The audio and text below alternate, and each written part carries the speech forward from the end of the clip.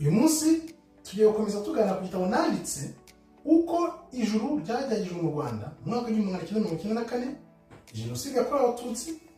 Ejo hashize twari tuganira icyayiteye, ese byagenze gute kugira ngo tugere twagize mu mwaka w'1994, kuki abantu batajya baganira ngo bavugishe ukuri ku byabaye.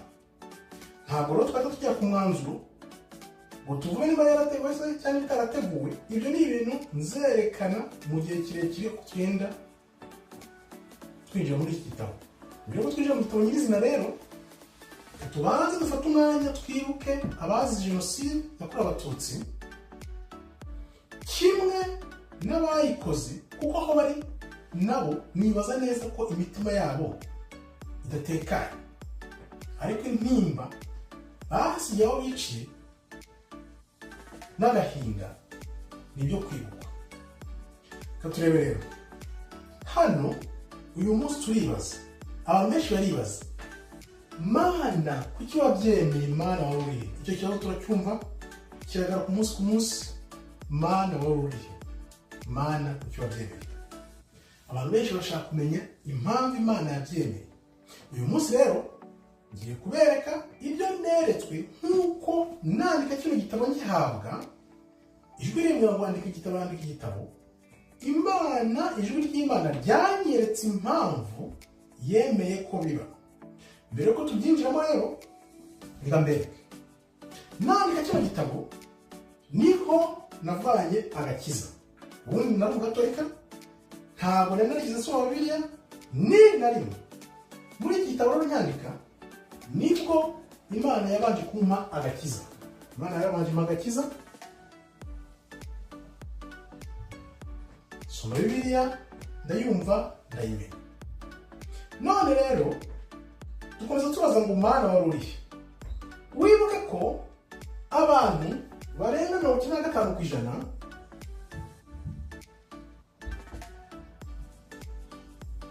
mu Rwanda mbere ya jenoside bose bavugaga ko bemera Imana, bakunda Imana hafi 100%.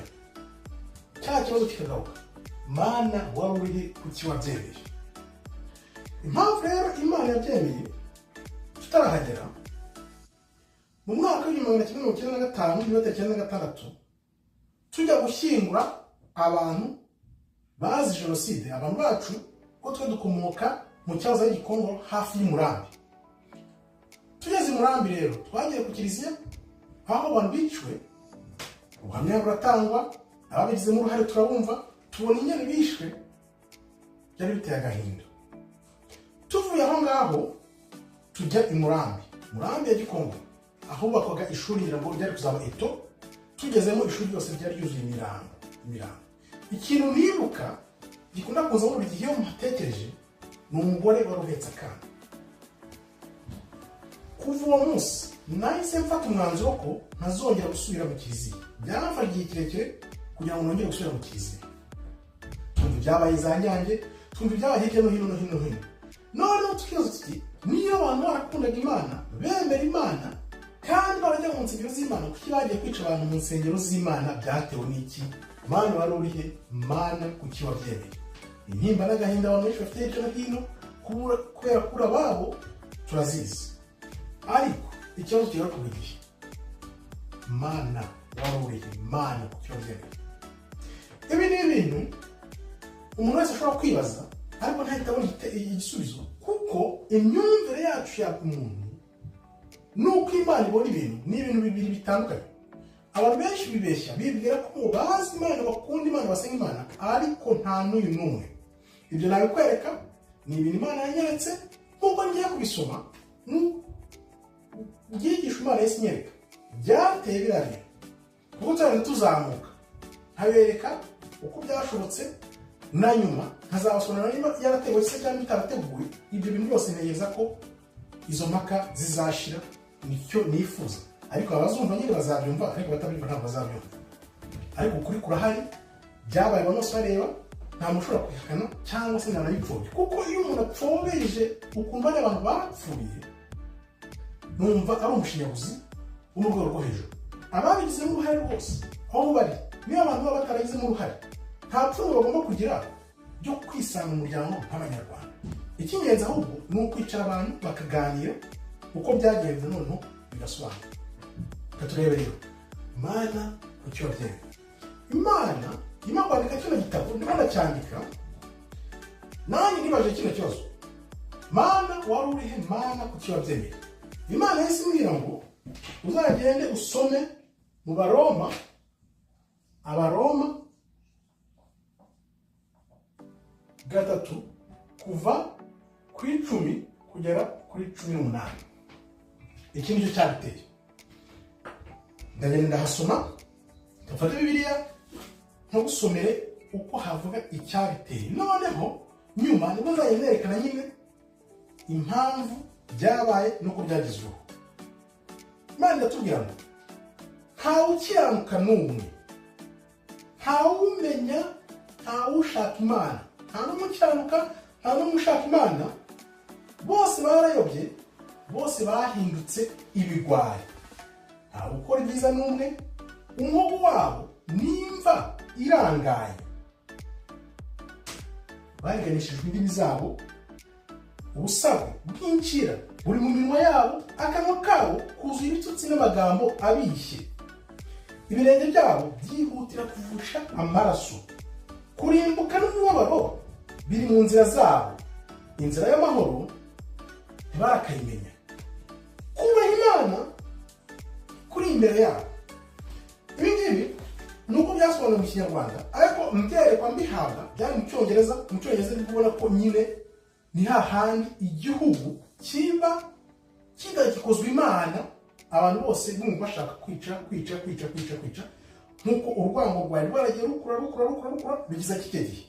Ibi bikaba byerekana rero ko abantu bose igihugu giteye umugongo Imana, amahano niyakurikira. Imana igira gutya ikabareka bagakora ibyo bashaka, none ingaruka akaba bazirengera. Nuko byagenze rero. Abaroma 3:18 nta n'umwe wari ucyubaha Imana. Ni ukuvuga ngo mu 1994 naguhamiriza ko ntashidikanya ko maze kubisubira muri Bibiliya, nta muntu n'uyu n'umwe mu Rwanda wakunze Imana, kereka bake nyine batishe mu bwicanyi cyangwa se ababirokoze. Ariko ubwo tumaze gusoma nta muntu n'uyu n'umwe, 95% by'abantu bavuga ngo bakundaga Imana, basengaga Imana, basingizaga Imana, byagenze bite? Ni ukuvuga maze gusoma ijambo, maze kwandika kino gitabo cya page 600 uko nabivuga, nkasoma Bibiliya kuva ku ntangiriro kugera ku mpera inshuro 2 cyangwa 3, naje gusanga abantu bibeshya ngo bazi Imana cyangwa bakunda Imana, ariko ntabyo bazi. Hanjye natangiye gusoma Bibiliya afite imyaka 38 aho naje gusanga ntarabagabo. Naribaje se nabagabo ntabwo nabagabo, ariko Imana nagize nyine nuko mu kwandika igitabo n'ibindi bizabo nagiye nandika, nagiye nunguka ubumenyi ku bintu by'Imana. Ikigaragara muri Nosero nuko muri Nosi ya muntu nta n'umwe ukunda Imana. Niyo rero nakakuhamiriza. Niyo mpamvu n'ijambo ritubwira ngo ese hari umukiranutsi, ese hari umuntu ufite urukundo umutima we, nta n'uyu n'umwe. Niyo mpamvu rero mu Rwanda 94 biriya bintu biba, usibye n'ikibazo cy'amoko cyakongeje umuriro, nta rukundo rwari mu bantu, nta gutinya Imana kwari mu bantu. Ni gute utinyuka? Hari igihe njya yibaza, umuryango wacu harimo akana k'impumyi twitaga Nyiramwenyeri, umuryango wabo wose barawujimisha nk'abantu barenga 14-20. Nyiramwenyeri kariya kana kazaga tukagasereza atabona nyina ari impumyi. Ariko nibaza umwana muto w'imyaka igeze ku 15 w'impumyi, gute umuntu atinyuka kwica umwana muto w'impumyi? Ibyo narabitekereje ndabyibaza, ariko na n'ubu hari isubizo ndabibonera. Niyo mpamvu nabuze nti rero uwo musanzu twatanga harimo abiciwe. Mpamya ko nandi igitabo Imana yaramwe ngo humura, abishwe bazije ubusa kuko baremwe bagiye mu ijuru. Kubera iki? Mpamyemereza nuko kiriya gihe bahigwa bagize umwanya ko bari bazi ko urupfu nyine bategereje, bagize umwanya wo kwireba, kwisuzuma, kumwe nyine iyo uri mu makuba nyine uzi ko utegereje urupfu byanze bikunze nibwo wibuka Imana. Abantu benshi Imana iyo mu bibazo kubw'iyo mpamvu, kuko ubuzima bwabo batabwiyambuye, babwambuwe, niyo mpamvu ntashidikanya ko bahise babona itike ijya mu ijuru. Abishe rero, ibyo nabyo nabyanditseho muri iki gitabo, birimo abishe bafite ikibazo gikomeye. Ariko iyo umaze kwica abantu benshi cyane, ni ukuvuga ngo Satani niwe uba ugukoreramo kenshi na kenshi. Benshi ntabwo bafite bwa bwoba bwo gutinya Imana, ariko ni nk'uko babayeho batabayeho. Abo bantu cyangwa se bene wabo bazatungana gute, bazatekana gute? Kuko niba ufite umuntu wishe, byanze bikunze ubibona ibyo wakoze cyangwa se ukabitekereza cyangwa warabyumvise mu mutwe wawe, bizahoramo. Tukavuga tuti rero, Mana wari urihe? Mana kuki wabyemeye? Imana imeze gutya. Imana ikurebye ukayireba, muragendana. Imana ikurebye ukayitera umugongo, nayo igutera umugongo. Niko bimeze, nta kindi kintu wakongera. Ni ukuvuga ngo abantu barazi batereka dutera Imana umugongo, bayitera umugongo nayo igatera umugongo. Ni ukuvuga ngo Imana yo ihora ari ahiri. Ariko wewe nk'umuntu nubwo utayirebye, wisabe, wicuze, nayo bayitera umugongo, igutera umugongo ikureke. Niko byagenze rero, ariko hari ibindi byagiye bishamikiraho tuzajya dusobanura ku tujya twinjira mu gitabo. Mana wari urihe? Mana kuki wabyemeye? Nuko nyine natwe tuba twaranze kwemera Imana, ariko ikibazo cy'amoko uko cyazamutse, uko cyakuze, uribuka ejo nasobanuye ukuntu Abatutsi bari bake baje kuyobora Abahutu. Byagenze gute? Byatewe n'iki? Ibintu abantu batajya bavuga ahantu hamwe, uko byagiye bikura, urwo rwango rugakura kugeza muri 1994. Nakubwira neza ko muri iriya myaka na n'uyu munsi ndabihamya, isi yose nta muntu umwe ushakisha Imana, nta muntu umwe ukunda Imana. Igihe abantu badakunda Imana, badashaka Imana, byanze bikunze ya makuba arongera akaba akisubiramo. Naho rero shaka Imana ugishoboye. Jya mvuga nti shaka Imana utarapfa, kuko numara gupfa ntabwo bizaba bigishobotse. Impamvu ibintu biba bikagwirana nubwo biba byateguwe na muntu, bigakorwa na muntu, ariko abenshi bafite uruhare rwo gutera Imana umugongo. Ibyo byabaye dutangira kwinjira mu gitabo, nibwo nzabereka uko byagiye bigenda biba. Hano neretswe byinshi muri iki gitabo, nibaza harimo igisubizo cya buri kintu cyose abantu bibaza kuri jenoside yakorewe Abatutsi mu 1994.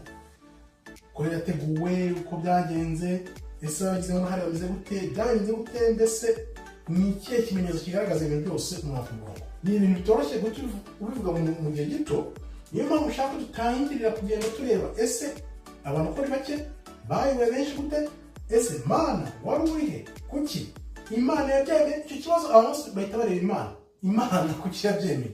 Urumva ko turi muri ya makuba, nibwo dutangiye kwibuka ngo Imana wari urihe? Mana wari urihe? Ko ni ibintu byagiye bikura abantu babireba. Harimo n'abavuga ngo bakuriye inzego za kiliziya n'amasengero, bivuze ngo Satani niwe wafashe abantu mu bugwate, abayobora buhumyi kugeza bashyize biriya bintu mu bikorwa. Ariyo mpamvu ibintu by'insengero wenda tuzagenda tuganira gahoro gahoro, cyangwa se bashaka kumurikira ku yindi cyangwa ufite ivuga ku ijambo ry'Imana, ijambo rya nyaryo, atari ubuyobe isi yose yagiyemo, niko bazumva neza bagasobanukirwa ibibera muri Rusi n'ukuntu iriya jenoside yashobotse, kandi wenda itari kwiriye kuba kubera urwango ari mu bantu ariko rwayikongera. Imana wari urihe rero? Imana yibereye mu ijuru. Imana ntabwo ariyo yabyemeye, ahubwo umuntu niwe wayobye. Noneho Imana yo kuko yakubwiye ngo reka mwisange, wanga kwisanga, Imana irabireka. Nuko byabaye, Imana yari mu ijuru, ko tuzi ngo Imana yirirwaga ahandi gataha i Rwanda, ariko se kuki kiriya gihe bitatashye mu Rwanda? Uko nyine Abaroma 3:10-18 tubwira nta muntu washaka Imana, nta muntu wakundaga Imana, nta muntu n'umwe wifurizaga mugenzi we kubaho, ahubwo ibirenge byabo yasetaga bashaka amaraso no kwica abantu. Nicyo cyabiteye. Nuko rero bafashe Satani baramwimika, bakorera Satani aho gukunda Imana bakundane ibicana. Kwica umuntu mwabyukanye, mwakuranye, yewe se n'umwabyaye n'umwakundanye, ibyo bintu n'amahano nta mu kwisi byari byabo. Ni mu Rwanda gusa. Mu Rwanda kwereke bibaza kwereke Rwanda. Ariko nyine Imana burya ireka ibintu ngo bibe hari isomo. Ririya ni isomo ry'isi yose nk'uko tubibone, ko ibyo maze gusobanukirwa bizabera akabarore isi yose, kandi bifitanye isano n'iherezo ry'isi, nubwo ari ibintu ushobora kuzinjiramo nyuma. Ariko ibyabaye mu Rwanda ntabwo ari ibintu byo kuvuga gusa wiceceke, kuko wibuke n'Abadage biriya bakoreye Bayahudi ntabwo bijya bihagarara. Niyo mpamvu n'abantu bapfobye byabaye mu Rwanda ahubwo bagomba kugira isoni n'ipfunwe bakise, kuko nta Mudage n'umwe ushobora kumva nubwo ibyabaye mu Budage bidasobanutse neza uko byagenze. Abandi banditse amateka uko tutabizi, ariko nta Mudage n'umwe ugerageza, cyangwa se iyo yaba ari umwe, babiri, batatu bapfobyaho gato bagafungwa, cyangwa se bagakorwa ibindi bintu bikomeye ku buryo nta muntu ubitinya. Ariko ushobora kwibaza kubera iki Abanyarwanda ubwabo babigizemo uruhare, cyangwa se bafite aho bahuriye nabyo babipfobya. Icyo ni ikindi kibazo nacyo nzasobanura impamvu abantu bapfobya. Noneho turebe n'ugute, kuko ubwicanyi bwakorewe Abatutsi 1994, bya jenoside yakorewe Abatutsi muri 1994, iyo ufunze amaso ukabitekerezaho kugira ngo wongere urebe, usubize amaso ngo urebe ku bintu byagenze, hari igihe ubona umuntu abipfobye cyangwa abivuga ukundi, utavuga ati Imana iracyafite akazi. Ariko twakongera tukibaza ngo Imana waruye, Imana kucyabyeyi, kuki Imana yemera ko abantu babivuga bakabipfobya kuriya, cyangwa se abandi nabo badafite aho bahuriye nabyo, cyangwa se bafite bene wabo bagize uruhare urumuru cyangwa urundi, kuki bagomba guharanira rya pfunwe? Niyo mpamvu rero tugomba kuvuga tuti bantu nimuze mushake Imana, muve ibuzimu mujye umuntu, nawe musobanukirwe ibyababayeho, mwiyunge, kuko byanze bikunze ikinyafu cy'Imana ntaho cyagiye. Murakoze rero, Imana ikomeze ibarinde. Shalom, shalom, shalom.